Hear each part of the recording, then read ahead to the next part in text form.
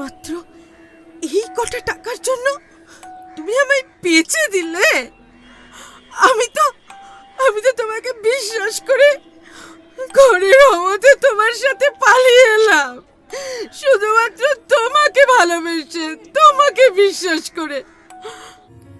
এই কাহিনীর সমস্ত চরিত্র এবং ঘটনা সম্পূর্ণ কাল্পনিক। বাস্তবে জীবিত বা মৃত কোনো ব্যক্তির অথবা কোনো ঘটনার সাথে এর মিল থাকলেও তা সম্পূর্ণ অনিচ্ছাকৃত এবং কাকতালীয়, ব্যবহৃত অপ্রাকৃত এবং অলৌকিক ঘটনাক্রম পরিবেশনার উপক্রম মাত্র।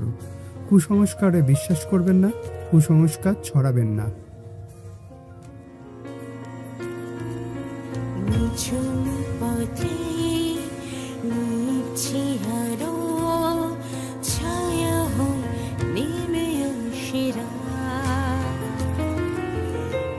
শরীর শ্বাস দেয় পিছু ডাক, জানালায় বাড়িয়ে দুহাত, বোঝা না বোঝার সীমা পেরিয়ে অজানার কুয়াশা মেখে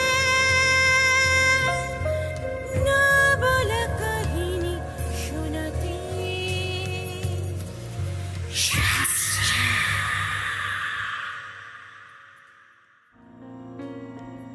নমস্কার, জানা অজানার মাঝে থেকে আমি চলে এসেছি পৌলমী, আমার সাথে আছে জয়দীপ। আমাদের আজকের গল্প সোনাগাছি ৬ নম্বর গলি। গল্পের লেখক শ্রী জয়দীপ মুখার্জি। সুতরাং আজকে আর বেশি কথা না বলে শুনতে থাকুন সোনাগাছি ৬ নম্বর গলি। আমি সালমা। আজ আমি আপনাদের শোনাতে চলেছি আমার জীবনের এক করুণ কাহিনী। আচ্ছা, আপনাদের জীবনেও নিশ্চয়ই একজন না একজন কেউ ভালোবাসার মানুষ আছেন। আমার জীবনেও ঠিক এই রকমই একজন ভালোবাসার মানুষ এসেছিল, কিন্তু আমার এই ভালোবাসার পরিণাম যে কি মারাত্মক হবে তা আমি স্বপ্নেও কল্পনা করতে পারিনি, যার মাসুল হয়তো আজও আমাকে ও আমার পরিবারের সকলকে দিয়ে যেতে হচ্ছে। তাহলে শুনুন সেই ঘটনা। তখন আমি হাই সেকেন্ডারি পরীক্ষায় বেশ ভালোভাবেই পাশ করেছি, আর স্বপ্ন দেখছি কলকাতায় গিয়ে একটা নামী কলেজে ভর্তি হব, আর পড়াশোনার পাশাপাশি একটা চাকরি খুঁজব। কিন্তু আমার বাবা চেয়েছিলেন সেই সময় আমাকে বিয়ে দিয়ে দিতে, তাই প্রচুর সম্বন্ধ দেখতে শুরু করেছিলেন। কিন্তু আমি ঠিক করলাম সেই রাত্রেই আমি আমার প্রেমিক, আমার ভালোবাসার মানুষ জিয়াউলের সঙ্গে পালিয়ে যাব। জিয়াউল আমাকে কথা দিয়েছে সে কলকাতায় গিয়ে ঠিক একটা না একটা কাজ খুঁজেই নেবে, আর আমাকে একটা ভালো কলেজে ভর্তি করে দেবে। Hello hello Salma. কি রে সালমা, আজ রাতে ট্রেনের টাইমটা মনে আছে তো? হ্যাঁ হ্যাঁ, তুমি ফোনটা রাখো, এখন এক্ষুনি বাবা চলে আসবে। আচ্ছা আচ্ছা, ঠিক আছে ঠিক আছে, সময় মতো চলে আসিস। আরে বাবা, ঠিক পৌঁছে যাবো, রাখো রাখো ফোনটা এখন। সেই কথা মতো রাত 12টায় চুপি চুপি পা টিপে টিপে আমি বেরিয়ে গেলাম জিয়াউলের সাথে। জিয়াউলের হাত ধরে ট্রেন ছুটছে, আর আমার চোখে তখন রঙিন স্বপ্ন, কিন্তু ভবিষ্যৎ ছিল অত্যন্ত অনিশ্চিত। হঠাৎ আমি জিয়াউলকে বললাম, জিয়াউল, আমরা কাজটা ঠিক করলাম তো? আরে সার না, এখন আর এসব কথা ভাববার সময় তো নাই। কোনো চিন্তা করো না সালমা, আমি আসি তো নাকি।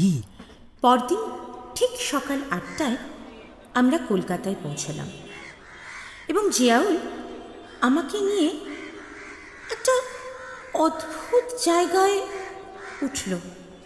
জায়গাটা না আমার ভীষণ অচেনা, খুব অপরিচ্ছন্ন জায়গা। আমার কিরম যেন একটা গাটা ঘিন ঘিন করছিল, আমার ভালো লাগছিল না।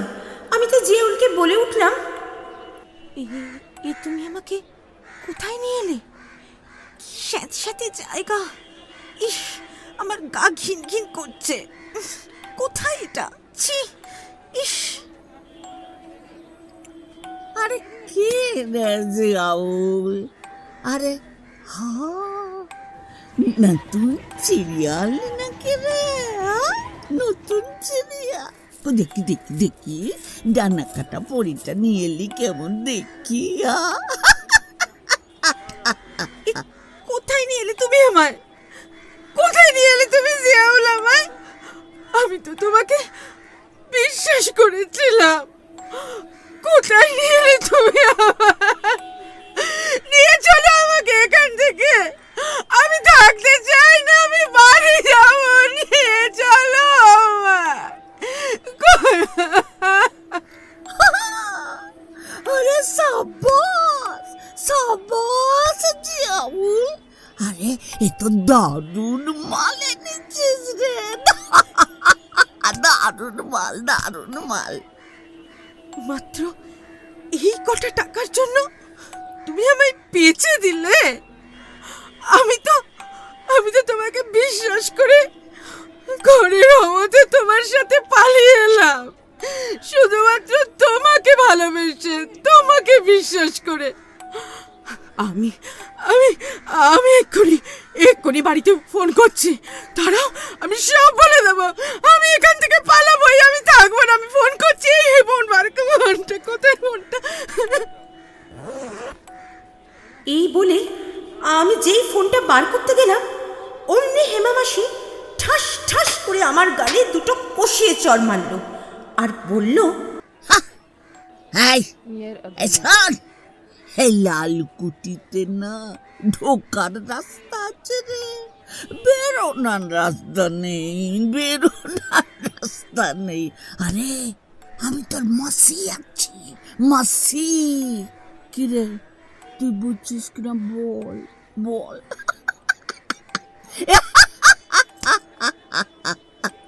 এই কি আছিস? सलमा बेबी के काली कट से बंद कर रख।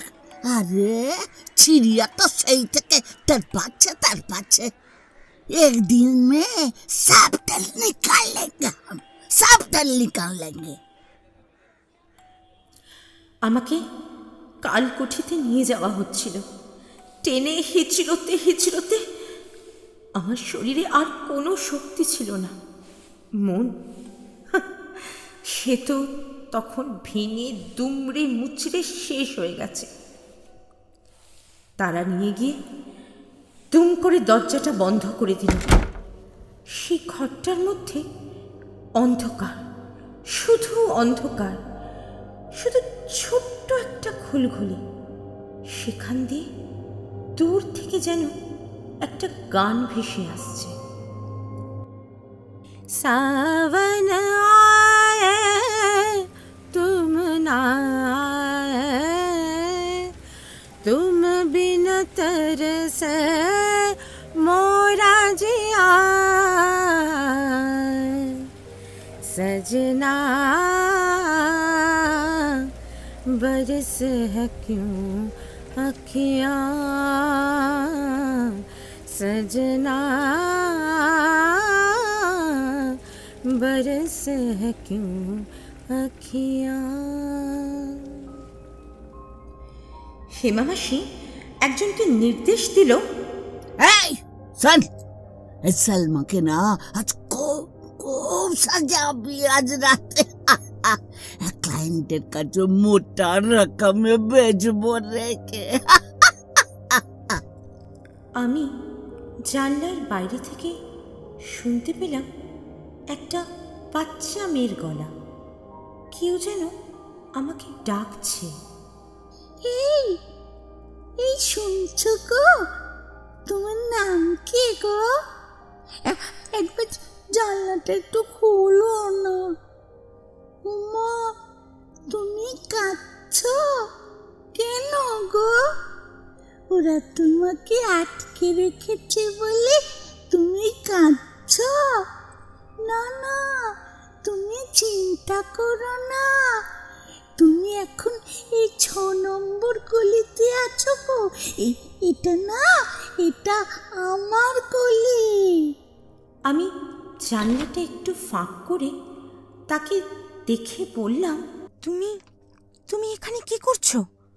এত ছোট্ট মেয়ে একটা তুমি। পালাও, পালাও এখান থেকে। এই জায়গা বড় সাংঘাতিক।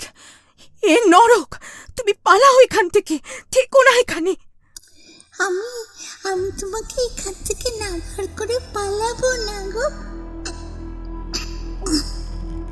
এখান থেকে বেরো, তুমি বেরো, বেরো। এই বলে সেই এত ছোট্ট একটা 7-8 বছরের মেয়ে সে জানলার রডটা বাঁকিয়ে দিল।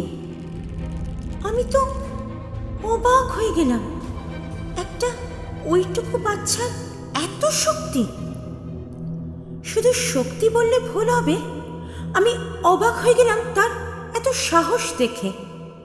তারপর সে আমাকে এগুলি সেগুলি নিয়ে ঘুরে ঘুরে পৌঁছে দিল থানার কাছাকাছি।